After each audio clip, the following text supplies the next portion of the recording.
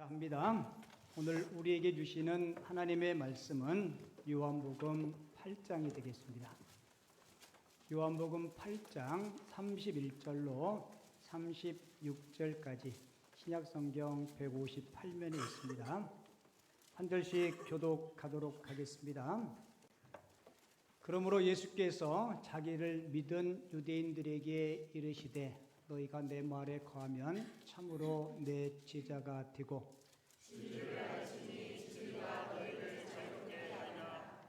그들이 대답하되 우리가 아브라함의 자손이라 남의 종이 된 적이 없거늘 어찌하여 우리가 자유롭게 되리라 하느냐. 예수께서 대답하시되 진실로 너희에게 이르노니 죄를 범하는 자마다 죄의 종이라. 두 절은 같이 읽습니다. 종은 영원히 집에 거하지 못하되 아들은 영원히 거하니 그러므로 아들이 너희를 자유롭게 하면 너희가 참으로 자유로우리라. 아멘. 오늘 설교 제목은 당신은 자유하십니까? 라는 제목으로 함께 은혜를 나누려고 합니다. 여러분에게 꽤 오래된 사진 한 장을 보여드리겠습니다.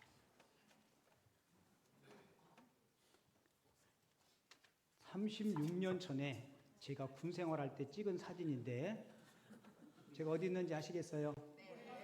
네. 예, 제일 잘생긴 사람 찾으면 접니다. 오른쪽에서 두 번째.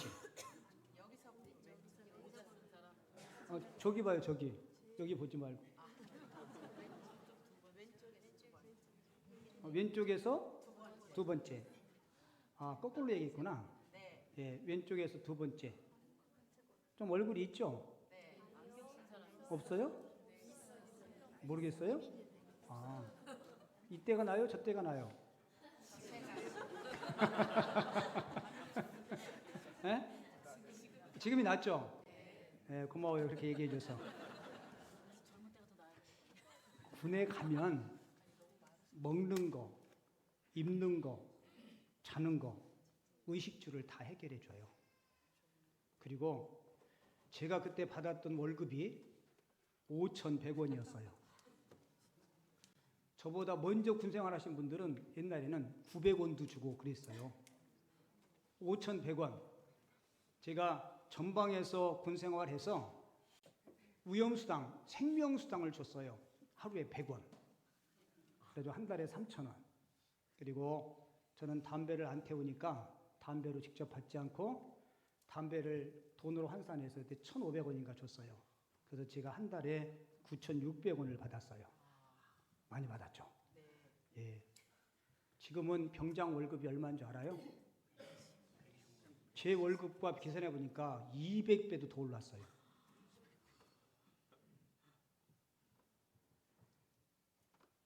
여러분, 제가 30개월 군 생활할 때 했는데요. 시계 중에서 제일 안 가는 시계가 국방부 시계야. 여러분 군대 가면 의식주도 잘 해결해주고 요즘은 쓸 만큼 용돈도 주는데 왜 그렇게 다들 제대하고 싶어 할까요? 네, 자유가 없기 때문에 그래요. 저보다 선배들은 빠따도 많이 맞고 군생활 더 많이 힘들게 했을 거예요. 제가 군대 제대할 때 이런 얘기를 했어요. 내가 근무하던 강원도 쪽을 향해서는 내가 소변도 안 본다. 얼마나 힘들고 어려웠으면.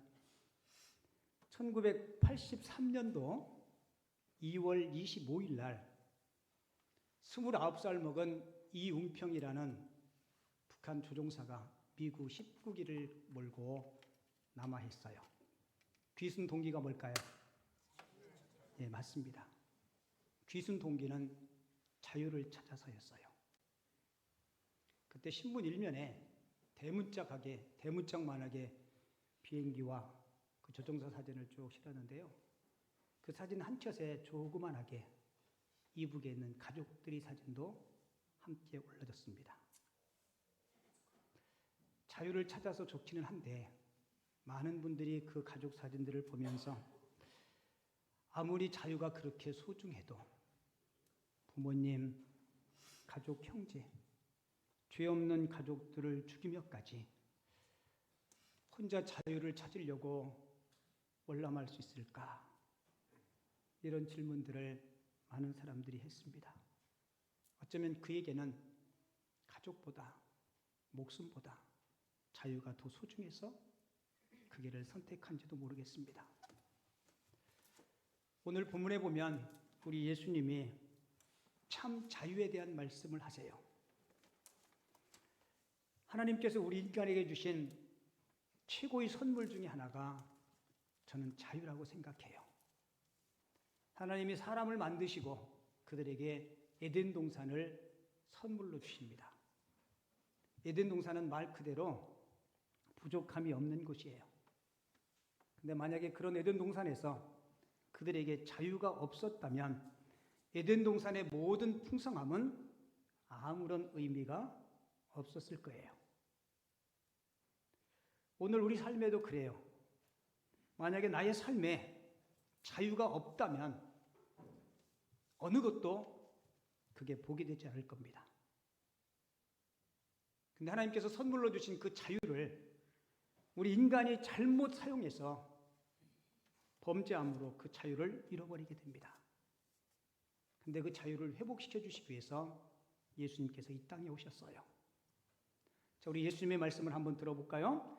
오늘 본문 31절 32절에 보면 너희가 내 말에 거하면 참으로 내 제자가 되고 진리를 알지니 진리가 너희를 자유롭게 하리라. 여기서 이야기하는 진리는 학문적인 진리를 이야기하는 것이 아닙니다. 여기서 진리는 우리 예수님을 지칭하는 거예요. 우리 요즘 공예배 참석운동 하면서 요한복음 9절 5개 암송했는데 요한복음 14장 6절은 예수님이 진리임을 우리에게 잘 설명해 주고 있어요. 다 암송했죠? 같이 한번 해볼게요. 요한복음 14장 6절 시작. 예수께서 이르시되 내가 곧 길이요 진리요 생명이니 나로 말미암지 않고는 아버지께로 올 자가 없느니라. 요한복음 14장 6절 말씀. 아멘. 못 외우신 분들을 위해서 자막을 준비했어요. 얼마나 친절한지 몰라. 예수님께서 이르시되 내가 곧 길이고 진리고. 그러니까 요한복음 8장에서 이야기하는 진리는 누구를 이야기해요? 예수님을 이야기합니다. 36절은 더 분명하게 설명해 주고 있어요. 그러므로 아들이 너희를 자유롭게 하면 너희가 참으로 자유로우리라 라고 말씀하고 있죠. 여러분은 자유하십니까? 혹시 여러분들을 옥죄이고 여러분들을 불편하게 하고 있는 거 없나요? 한번 가만히 생각해 보세요.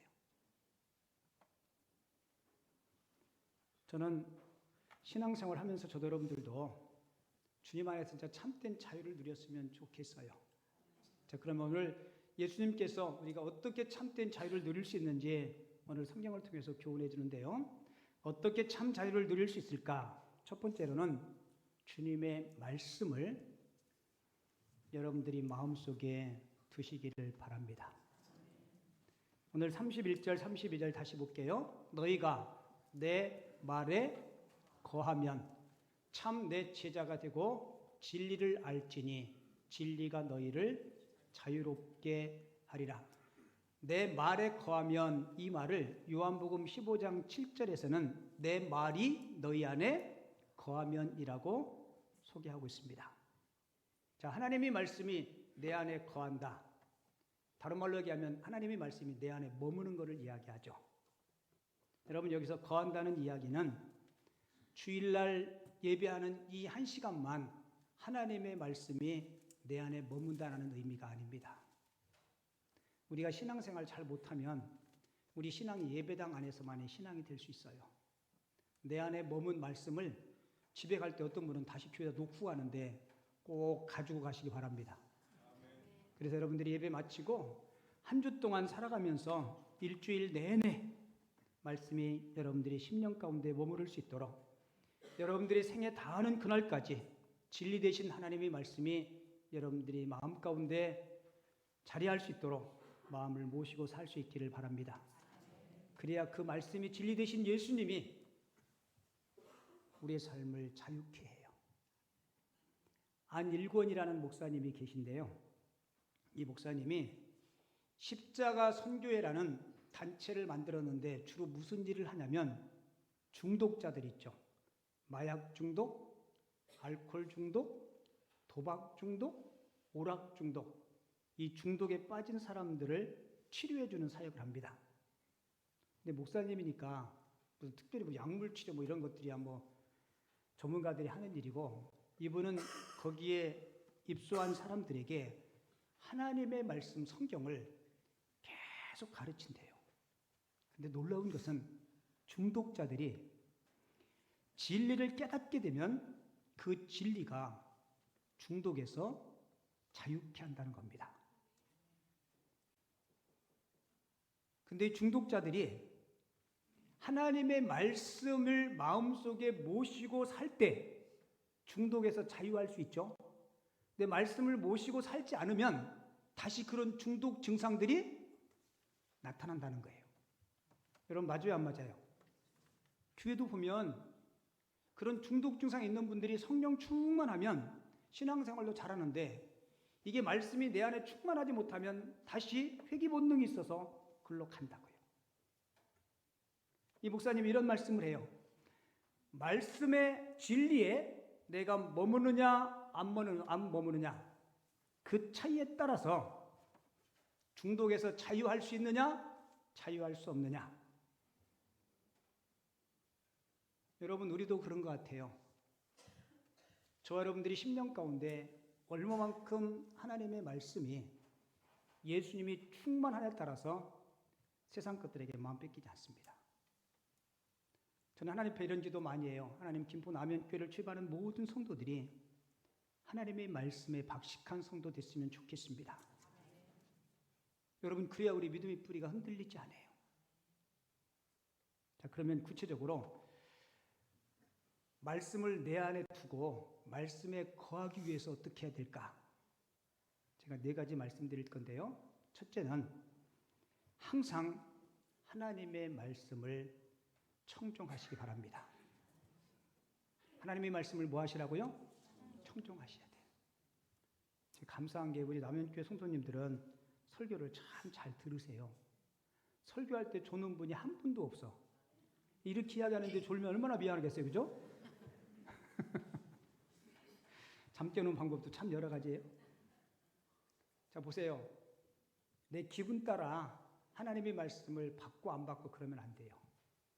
여러분들이 어떤 상황 속에서 여러분들이 삶이 형통하든 순풍이 있든 아니면 역풍이 오든 늘 항상 한결같이 하나님의 말씀을 청종할 수 있는 여러분들 꼭 되시길 바랍니다.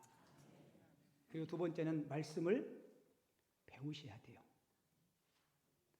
배우는 거 쉽지 않죠. 근데 여러분들이 머릿속에 막 지식을 넣으려고 그렇게 애쓰지 마세요. 요즘 요한복음 공부하고 있는데 재밌죠? 대답이 없죠? 뭔가 배우고 공부하는 거 좋아하는 사람은 별로 없어요. 저는 학교 빨리 가고 싶다. 공부 시간이 재밌다. 빨리 시험 봤으면 좋겠다. 저는 그런 사람을 일컬어서 천연기념물이라 그래요. 그런 사람 거의 없어요. 혹시 연세 드신 분들 성경 요한복음 퀴즈 할 때 뭔 얘기인지도 모르고 다른 사람들은 다 대답하는데, 그래서 여러분들 걱정하지 마세요. 한쪽 귀로 듣고 한쪽 귀로 빠져나가더라도 하나님의 말씀은 영혼의 양식이기에 여러분들에게 영적인 자양분을 충분히 주실 줄을 믿습니다. 그래서 믿음은 들음에서 난다 그랬죠? 여러분들이 열심히 듣고 말하고 그렇게 하셔야 돼요. 그리고 3번째는 말씀을 즐거워하셔야 됩니다.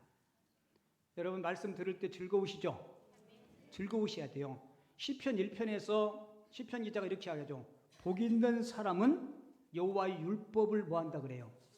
즐거워하여 주야로 그것을 묵상한다 그러죠. 여러분 교회 생활, 신앙 생활이 즐겁고 재밌으면요 자꾸 가고 싶어요. 주일학교 아이들한테 너 교회 가면 은혜가 되니? 이렇게 물으면 애들이 은혜가 뭔지 잘 몰라요. 그죠? 주일학교들한테 물어볼 때는 교회 재밌니? 이렇게 물어보면 재밌으면 걔는 뭐 받는 거예요? 은혜 받는 거예요. 교회 가면 좋은 거예요. 말씀 듣는 시간도 좋고 오락하는 시간도 좋고 그게 좋은 거예요. 여러분 우리가 하나님의 말씀이 좋고 예수님이 좋으면 세상 것들에게 한눈 팔지 않습니다. 그래서 하나님의 말씀 안에 거하기 위해서 하나님의 말씀을 청종하고 말씀을 늘 배우고 그리고 주님의 말씀을 즐거워하고 좋아할 수 있는 여러분들 꼭 되시기 바랍니다. 그리고 말씀에 순종하셔야 돼요. 성경 공부를 아무리 많이 해도 믿음이 자라지 않는 이유는 지식적으로 배우기 때문에 그래요. 하나님의 말씀을 아무리 여러분들이 많이 해도 그 말씀 안에서 내가 그 말씀에 나 자신을 처복종하지 않으면 절대로 우리는 참된 자유와 신앙의 성숙을 경험할 수 없습니다. 사랑하는 성도 여러분, 주님의 말씀을 여러분들 마음 깊숙이, 심령 깊숙이 모시고 그 말씀의 인도하심 따라 살아갈 수 있는 하나님의 사람들 꼭 되시기 바랍니다. 그리고 두 번째, 참된 자유를 누리려면 진리를 알아야 돼요. 진리가 누구라 그랬어요? 예수님이시라 그랬죠? 요한복음 8장 32절 진리를 알지니 예수님을 알지니 예수님이 너희를 자유롭게 하리라. 사람이 자유를 누리지 못하는 이유는 거짓 것들에게 속기 때문에 그래요.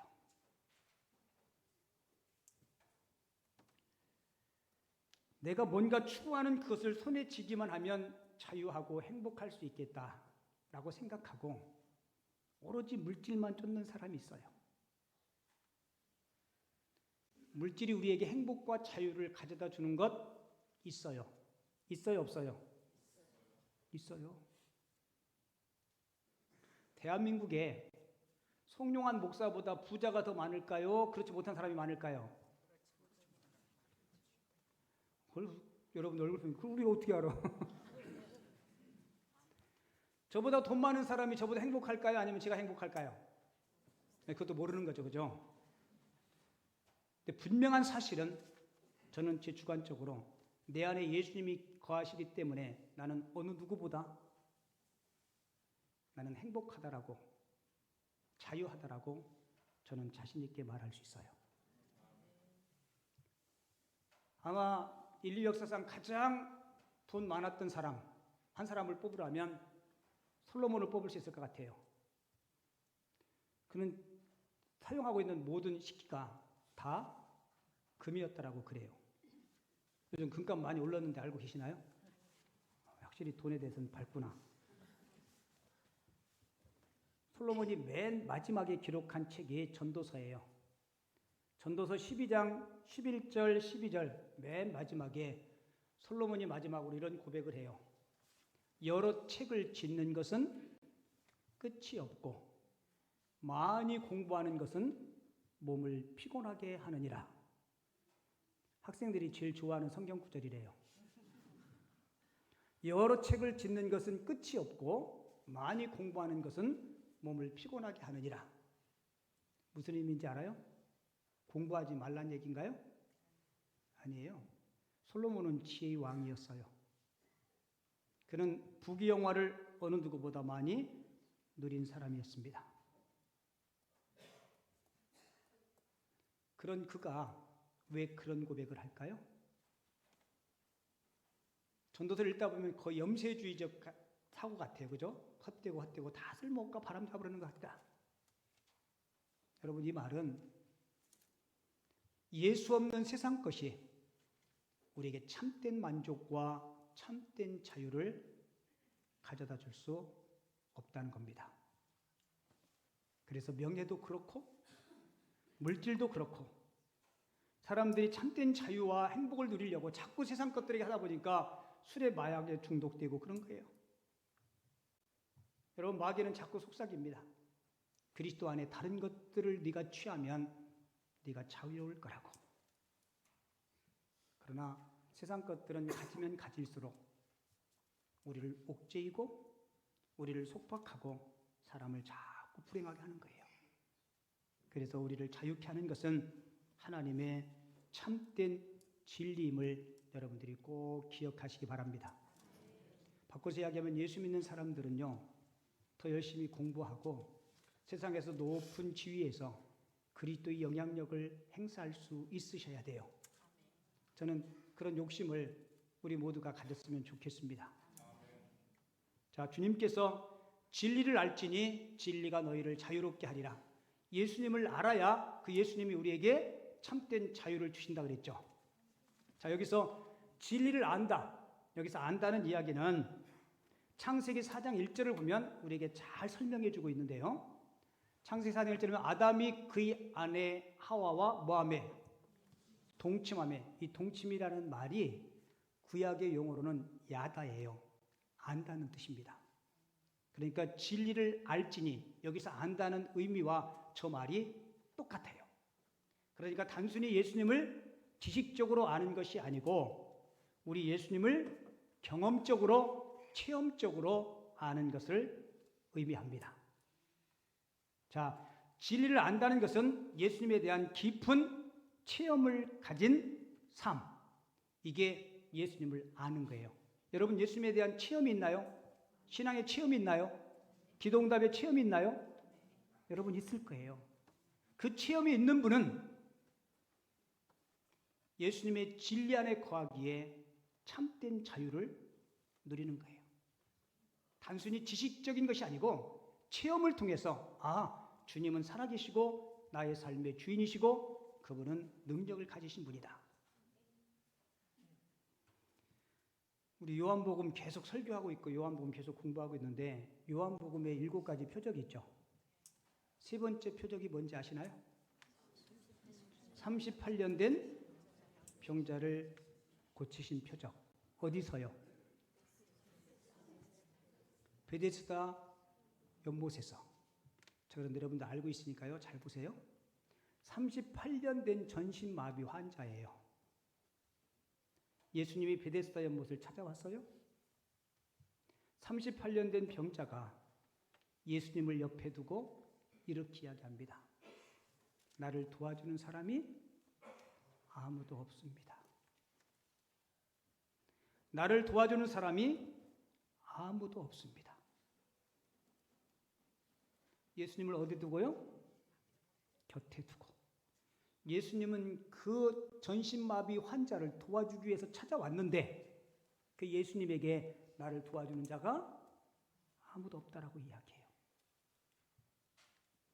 혹시 여러분 신앙생활 하면서 삶의 어떤 위기, 어려움에 처했을 때 내가 교회를 다니고 예수를 모시고 살면서도 혹시 38년 된 이 환자처럼 나를 도와주는 분이 아무도 없다라고 혹시 절망하고 있지는 않나요? 주님께 도움을 구해야 되는데 자꾸 주님은 뒤로 제껴놓고 내가 뭔가를 하려고 시도해 본 적이 없나요? 여러분 38년 된 이 환자는 주님을 모르니까 그렇게 말할 수 있을지 모르지만 우리는 주님 알잖아요. 바라기는 저도 여러분들도 삶의 어떤 질고와 어려움이 있을 때 주님 앞에 주님 저 좀 도와주세요 라고 도움을 요청할 수 있는 하나님의 사람들 꼭 되시기 바랍니다. 38년 된 전신마비 환자에게 예수님께서 딱 한 말씀 하셨어요. 내 자리를 들고 일어나 걸어가라. 그 말씀 한마디에 그가 곧 일어나 자리를 들고 걸어갔습니다. 여러분 예수님은 능력이십니다. 그 예수님의 말씀은 진리예요. 예수님이 일어나 걸어라 말씀하시면 그는 자리를 털고 일어날 수 있습니다. 여러분 우리가 믿는 예수님이 그런 분이세요. 우리가 믿는 예수님은 무능하신 분이 아니십니다. 우리가 믿는 성경의 진리는 무능한 진리가 아니에요. 우리가 다니는 교회도 무능한 교회가 아닙니다. 그런데 왜 자꾸 예수님이 무능해 보이고 진리가 능력 없이 보이고 교회가 힘을 잃어갈까요? 그것은 우리 안에 예수 그리스도가 충만하지 못하기 때문에 그래요. 내 안에 충만한 예수님 대신에 세상 것들이 자리하니까 예수 그리스도의 힘의 이름의 능력이 자꾸 쇠퇴하는 거예요. 그리고 우리가 예수를 깊이 안다는 것은 예수님에 대한 깊은 체험, 그 체험을 통한 능력이 저 여러분들이 10년 가운데 함께 할 수 있기를 바랍니다. 저 요한복음 보세요. 첫 번째 표적부터 시작해서 우리 예수님은 예수님을 필요로 하는 곳에 늘 가십니다. 흥이 넘치는 잔치집에 포도주가 떨어졌어요. 예수님은 그 흥을 다시 채워주기 위해서 더 맛있는 포도를 채워주셨습니다. 왕의 신의 아들이 병들었을 때 슬픔이 깃든 그 가정에 주님이 찾아가셔서 그 아들의 병을 고쳐주십니다. 여러분, 예수님이 계신 곳에는 슬픔이 사라지고 기쁨이 다시 살아날 줄을 믿습니다. 저와 여러분들이 믿는 예수님이 그런 분이세요. 그리고 진리를 안다는 것은 진리 안에 순종하는 삶을 나타내야 됩니다. 우리 신앙생활하면서 제일 안 되는 부분 중에 하나가 저 순종이에요. 순종이 쉬워요, 어려워요? 제가 이 질문 수도 없이 많이 했어요. 어려워요, 쉬워요? 아예 대답도 안 내.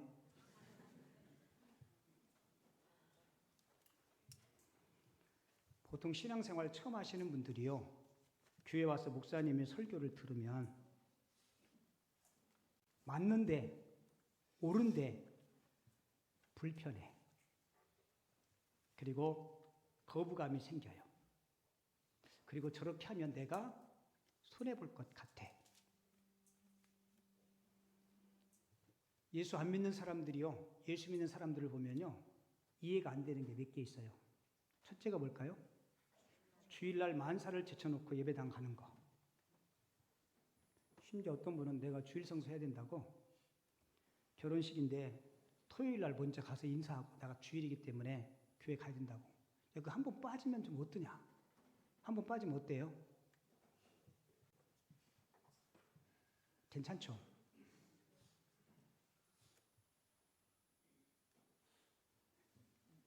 괜찮지만 그게 계속 누적되죠. 그러면 하나님 앞에 예배하는 것이 두 번째, 세 번째로 밀려날 수 있어요. 그럴까요? 안 그럴까요? 물론 여러분들 친인척이 결혼하는데 가지 말란 얘기 아니에요.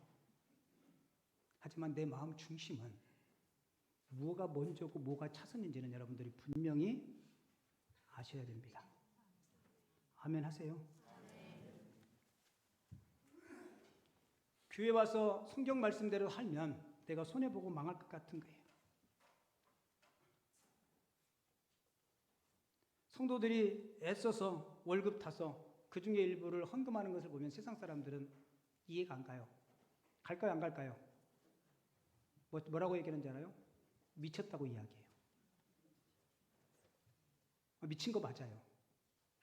주님께 미쳐야 주님께 미칠 수 있어요. 무슨 얘기인지 아시겠어요? 자, 저도 여러분들도 신앙생활 한두 해 한 거 아니니까 한번 우리 스스로 한번 평가해 봅시다. 내가 주님을 위해서 드린 시간, 주님을 위해서 드린 봉사, 주님을 위해서 드린 물질, 그것 때문에 망하고 손해봅니까? 그러면 예배당 사람들 안 보일 거예요.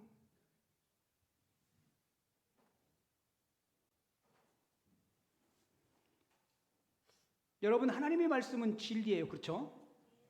내 생각과 하나님의 말씀이 일치하지 않으면 우리는 불변하는 진리 말씀에 내 생각을 맞춰야 됩니다. 여러분, 그게 순종이고 그게 진짜 믿음이에요. 때로는 그게 힘들어도 여러분 억지라도 해야 돼요. 근데 우리는 자꾸 말씀을 내 편한 대로 해석하고 적용하고 나 스스로를 바꾸려고 하지 않고 진리를 바꾸려고 한다면 우리는 절대로 하나님의 그 능력을 경험할 수 없습니다. 하나님의 말씀은 어제나 오늘이나 영원토록 통일한 거예요. 운전하다 보면 교통법규가 있죠.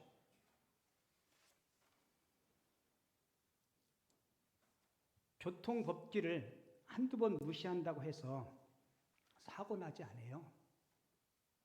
근데 그게 계속 누적되고 쌓이면 언젠가는 큰 불행이 닥쳐올 겁니다. 어떤 때는 모르고 운전하다 보면 그런 경우도 있어요. 제가 고향에서 서울 올라와가지고 운전을 처음 하는데 서울길을 잘못 들었는데 가다 보니까 일방통행이에요. 화살표가 이렇게 저를 쳐다보고 있어요. 그럼 가면 안 되잖아요, 그죠?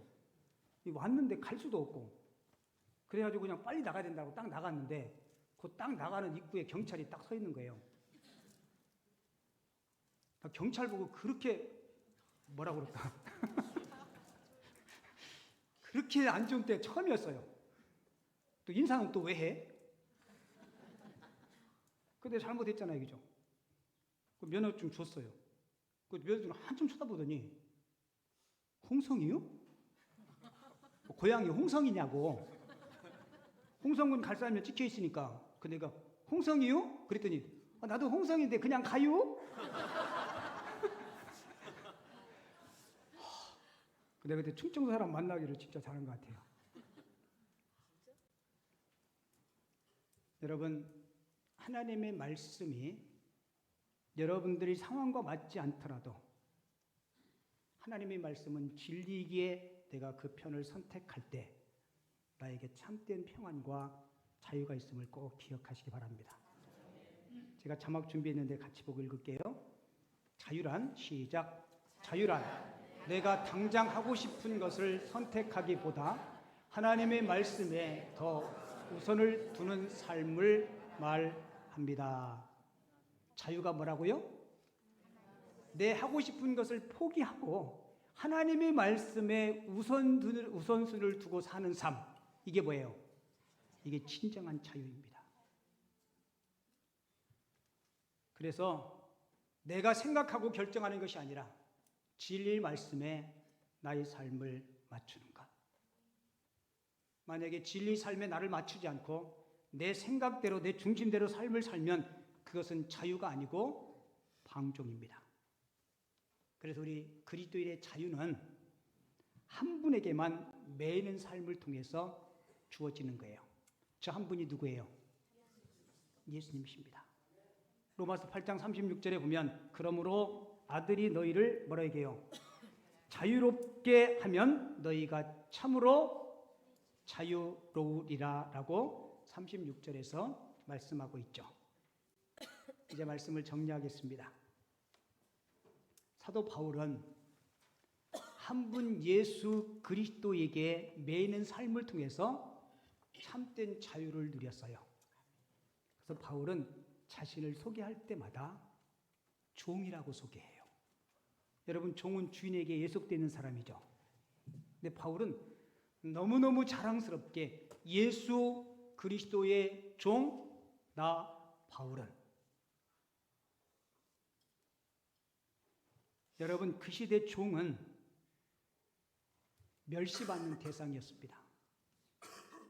그런데 바울은 자신의 존재 가치는 예수님에 의해서 결정된다는 것을 알고 그는 서신을 통해서 나는 그리스도의 종, 바꿔서 이야기하면 그리스도 안에서 자기는 자유함을 누림을 계속 강조하고 있습니다.